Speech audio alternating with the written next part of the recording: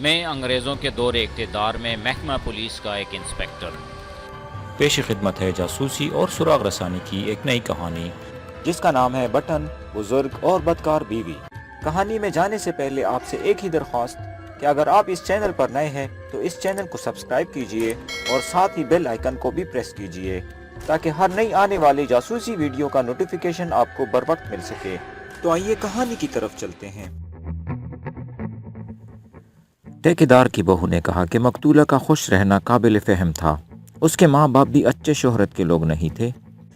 اسی سے اندازہ کرے کہ انہوں نے نہ جانے کتنی رقم لے کر اپنی نوعمر لڑکی اتنے زیادہ عمر کے آدمی کے ساتھ بیاہ دی تھی۔ یہ کوئی راز کی بات نہیں تھی کہ مقتولہ ٹھیکیدار سے پیسے بٹور کر اپنے ماں باپ کو دیتی رہتی تھی۔ ٹھیکیدار کی بہو نے کہا کہ یہ بات صرف وہ نہیں کہہ رہی بلکہ کسی سے بھی پوچھ لے، یہی جواب ملے گا۔ میں نے کہا پھر اس نے اپنا کوئی درپردہ بندوبست کر رکھا ہوگا۔ اس کا کوئی دوست ہوگا جس کے ساتھ اس کی ملاقاتیں رہتی ہوں گی اور اس طرح یہ اپنے جذبات کی تسکین کرتی رہتی ہوگی۔ یہ سن کر بہو نے کہا کہ اس لڑکی نے اپنے ایک الگ تلگ دنیا بنا رکھی تھی۔ اس کے 2 کمرے الگ تھے، ایک بیڈ روم اور ایک ساتھ والا کمرہ۔ آگے بیٹھک تھی جس میں سے بندہ سیدھا مقتولہ کے بیڈ روم تک پہنچ جاتا تھا۔ مقتولہ دونوں کمروں کے دروازے جو اندر کی طرف کھلتے تھے پکے بند رکھتی تھی۔ یہ اس وقت کھلتے تھے جب وہ اندر حویلی میں آتی تھی اور گپ شپ لگاتی تھی۔ ٹھیکیدار کی بہو کے ساتھ مقتولہ کے دوستانہ مراسم پیدا ہو گئے تھے۔ بہو اس کو سچی دل سے اپنی دوست نہیں سمجھتی تھی۔ ظاہری طور پر اس کے ساتھ ٹھیک ٹھاک رہتی تھی لیکن زیادہ لفٹ نہیں کراتی تھی۔ میں نے پوچھا اب ایک نہایت اہم بات بتا دو، تینوں بھائیوں میں کون مقتولہ کے ساتھ ذرا زیادہ بے تکلف تھا؟ بہو نے جواب دیا کوئی بھی نہیں۔ میرا خیال ہے کہ میں سمجھ گئی ہوں کہ آپ کا بے تکلفی سے کیا مطلب ہے۔ میرا خاوند اور اس سے چھوٹا بھائی تو اس سے منہ ہی نہیں لگاتے تھے۔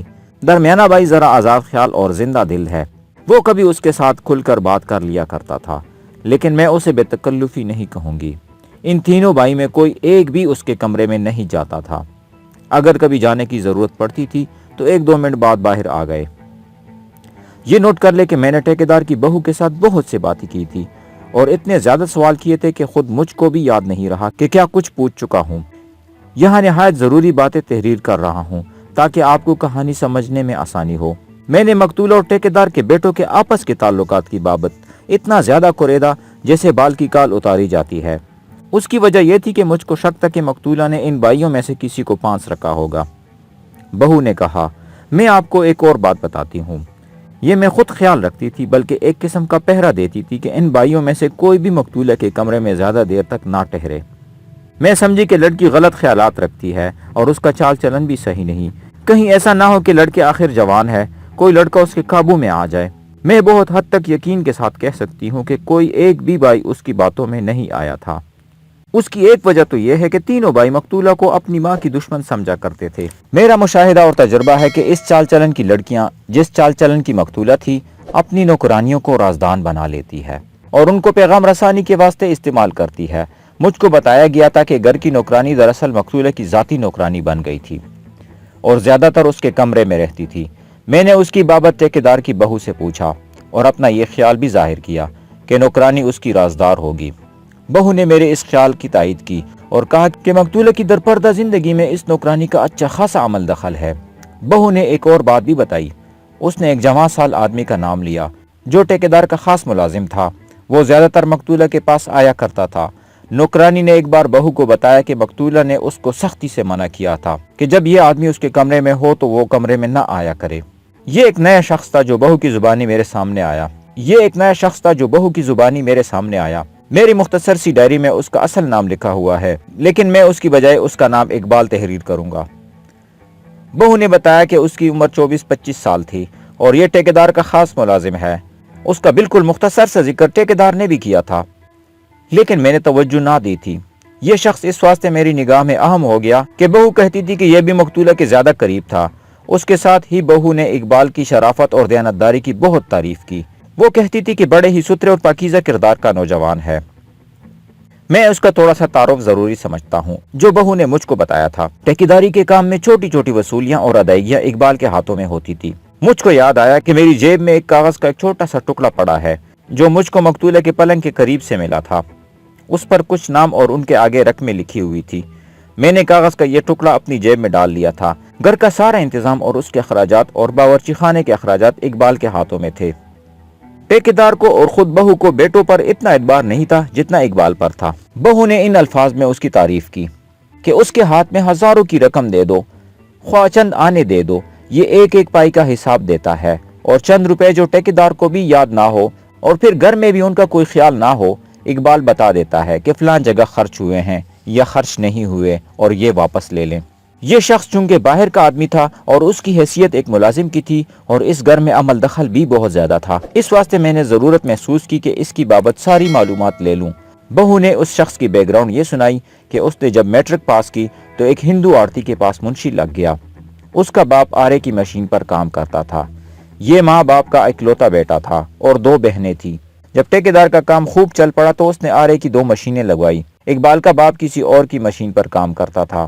ٹھیکیدار نے اس کو اپنی طرف کھینچ لیا اور تنخواہ زیادہ پیش کر کے اپنی مشین پر لگا لیا۔ 1 سال بعد نہ جانے کیسے یہ حادثہ ہو گیا کہ اقبال کے باپ کا بازو آرے میں آ گیا اور کوہنی کے قریب ہڈی بالکل کٹ گئی۔ بدقسمتی یہ کہ دایاں بازو تھا، ہڈی کٹی بھی ایسے کہ جڑ نہ سکتی تھی، اس واسطے ہسپتال میں وہاں سے بازو کاٹ دیا گیا۔ اقبال کی 2 بہنیں تھیں جن کی شادی کے واسطے جہیز، زیورات اور کپڑے وغیرہ بنانے تھے، لیکن باپ بیکار ہو گیا اور اقبال کی تنخواہ بہت تھوڑی تھی۔ ٹھیکیدار اقبال کو آڑتی کی نوکری سے ہٹا کر اپنے پاس لے آیا۔ اقبال نے بہت جلدی یہ ثابت کر دکھایا کہ وہ پوری طرح دیانتدار اور محنتی آدمی ہے۔ ٹھیکیدار نے اس کی تنخواہ خاصی زیادہ مقرر کر دی اور اس کو ایک طرح کا منیجر بنا دیا۔ ورکروں اور دیگر مزدوروں وغیرہ پر وہی نظر رکھتا تھا اور ان کی تنخواہیں اور دیہڑی وہی ادا کرتا تھا۔